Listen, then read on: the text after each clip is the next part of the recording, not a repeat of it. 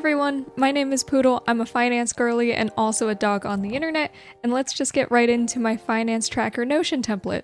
So this is what you see right when you open the template, and first things first, everything is customizable. So for the banners, I've included a Canva template link so that you can change the colors and the text, whatever you want about them.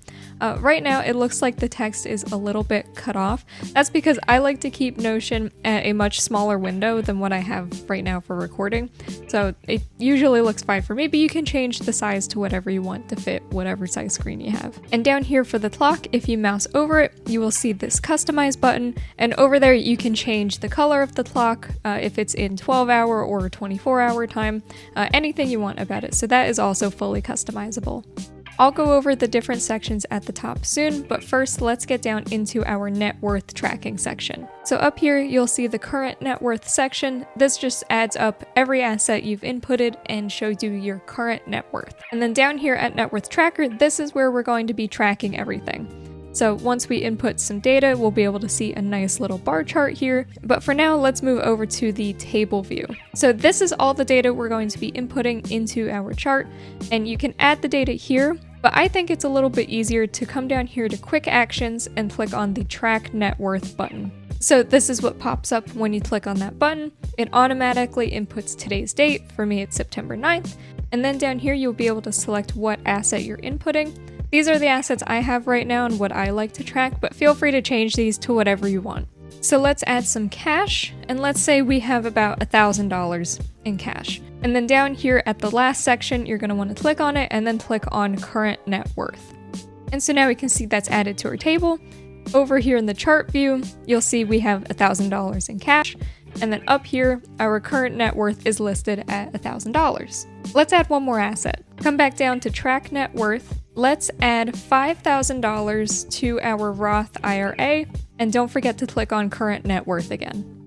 Now we can see our current net worth says $6,000, and in our chart we can see that we have $5,000 in our Roth IRA and $1,000 in cash. Now let's say it's a new month and we want to input some new data. So first thing you want to do is come over to the table view, and you're going to want to remove the current net worth here. So how you do that is you click on open, come down to current net worth, and then click this little minus button to remove it. And then do the same up here. Okay, now those are empty and we can input some new data. Come back down to track net worth. Let's say it's October 8th. And let's say we have $500 in cash, and click on current net worth. Now let's say we have $6,000 in our Roth IRA, and click on current net worth. So now when we come back over to the chart view, we can see our past data from September and now our new data from October, showing that our net worth is $6,500, and this current number is reflected up here in current net worth. Now let's scroll down here to our little budgeting section. So I don't like having a strict budget because I don't exactly know what's going to happen every month. So I like to just do a rough estimate of what I want to be spending and investing each month. So here is where I break down my fixed costs. These are things that don't change month to month or are roughly the same. So I like to add that total here just so I have a clear view of how much that is. Over here at Payday Routine, this is just where I like to break down how much money I send to my sinking funds every payday, how much I invest, and then how much I have remaining to spend. And then at the bottom right here, I just like to add up my total monthly spending goal, roughly what I want to be spending each month, and then what I want to be investing each month.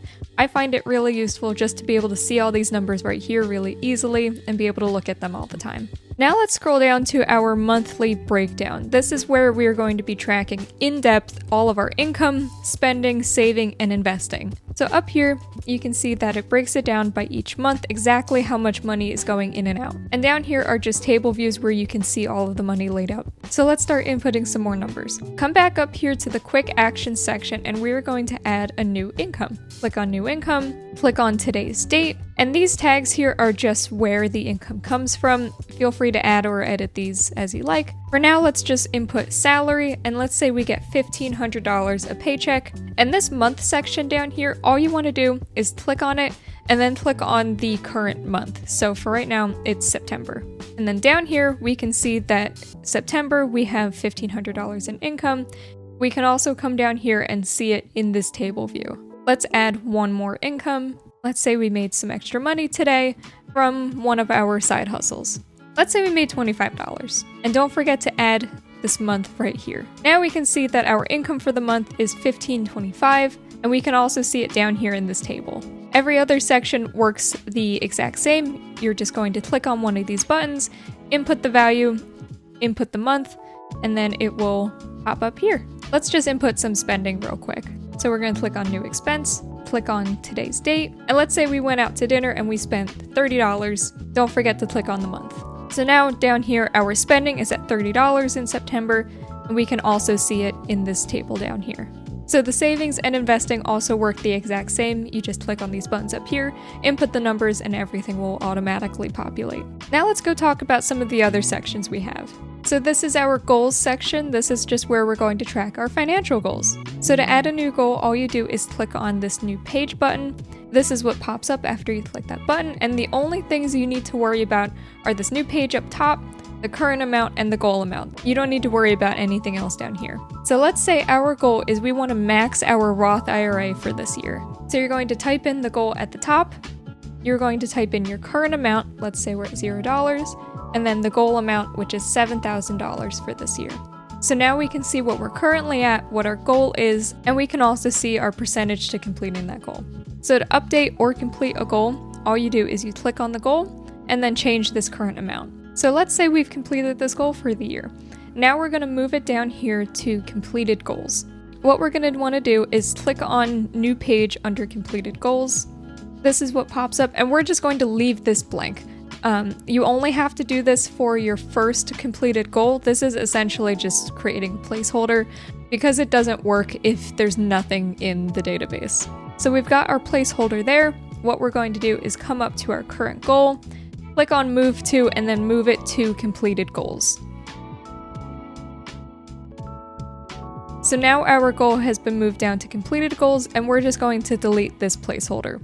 You don't ever have to do this again because now there is a goal in the completed goals section. Just for the first one, you had to use it as a placeholder. So for future goals, all you need to do is just create your goal, complete it, click move to, and move it to completed goals. You'll also see there's a new section here called date completed. What we're going to do is click on the goal, and then we're going to click on the date we completed our goal. So let's say September 9th. And now you'll be able to see when you completed this goal. Let's move on to our next section, which is yearly reviews. So this is what you see in the yearly review section, and this is just for a quick little snapshot of how your whole year went. In my own yearly review sections at the bottom down here, I like to just write some other things about how the year went, some goals I completed, and things like that. These charts up here show breakdowns of your income and your spending for the year. So this first chart will break down everything you've made the entire year and what source it came from. So the only things we've inputted this year are our salary and a little bit of side hustle income. This will be much bigger with yearly data. And over here, we'll see the same thing with our expenses. This will have many more sections of how you spent your money over the year and on what. And over here, I like having a third chart I can use if I want to see a specific month's breakdown of spending. And so up here, all you do is click on settings, click on filter, and then you can change what month it's showing you. So right now I had it on August. Let's look at September, and we can see we spent $30 on dining out in September. When you have more data, this will obviously be much more fleshed out. This is just for demonstration. Now let's go over how to reset this template every year. Okay, so to reset this template every year, all you're going to do, come all the way down to the bottom, and the monthly breakdown and all of these tables, all you're going to want to do is highlight all of these and then cut them. So Command X. You're going to see these little things here. Don't worry about that right now. Then you're going to come over to your yearly reviews, and I like to put them in this breakdown section and just paste them in there. Now all the charts are back to normal and not upset with you anymore. And now whenever you want, you can just click on this toggle to see the exact breakdowns for that year. Let's come back over to our main page, and we'll see it looks pretty empty now. So now that you've moved everything over, you're going to want to come up here to blank template. Okay, so now here on the blank template page, all you're going to do is click on this button that says new template, and you'll see it will generate a new template for you. Now what we want to do is highlight everything on this page except for the new template button, highlight all of it, and then we're going to cut and paste everything. So Command X, come back over here to the main page at the bottom, and paste everything down here. Okay, now we've got our new template up on our main page. So first thing we're gonna do is cut and paste again, but just these charts here. And then we're going to come up here to yearly reviews and paste everything here. Now we've got them here for our next yearly review at the end of the year. Coming back down to the main page, now what we want to do is get rid of these old buttons and replace them with the new ones. So we're going to keep the net worth button up there, but delete all of these other buttons. Then we're just going to move these buttons up here.